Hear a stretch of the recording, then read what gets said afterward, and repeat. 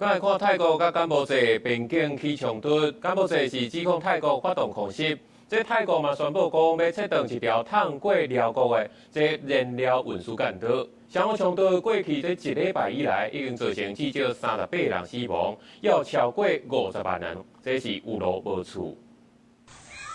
泰国军方空袭，学生行行走出教室，遮伫吴哥古迹园区甲上有名的联合国教科文组织世界遗产吴哥窟车停无到2点钟。柬埔寨指控泰国军方用的战机甲炮弹当咧增加，攻击的范围也愈来愈大，已經貼到柬埔寨主權領土。 ចូលមកដល់ក្បែរជំរំជនភៀសសឹកនៅក្នុងភូមិសាស្ត្រស្រុកស្រីស្នំខេត្តសៀមរាបបន្ថែមទៀត 泰國軍方12月19表示，已經甲寮國相接的一大邊境檢查站關起來，因為根據情報，這燃料有可能會送去到柬埔寨部隊。泰國一個負責送燃料的卡車司機就互人擋落來，愈走愈少抓，以煩惱影響收入。เมื่อวาน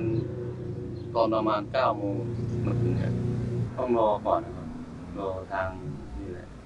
泰國甲柬埔寨軍方指出，雙方佇817公里的邊界真濟所在咧對峙，兩國長期以來的邊界的爭議真歹解決。這波上新的衝突規模甲強度對山區擴大到沿海，是近代史上從來毋捌看到的。เบื้องต้นหัวลบระเบิดแล้วนะครับมีรอบ 就算有美國總統川普在內的真濟國家攏出來做公親，也毋過戰爭猶是無停歇。馬來西亞外交部原底12月16日的一場東南亞國家外交部長特別會議，已經順泰國要求延到2日舉行。柬埔寨經濟可觀光產業先例的攻擊，互旅客真煩惱，有的已經退訂，有的選擇延期。記者綜合報道。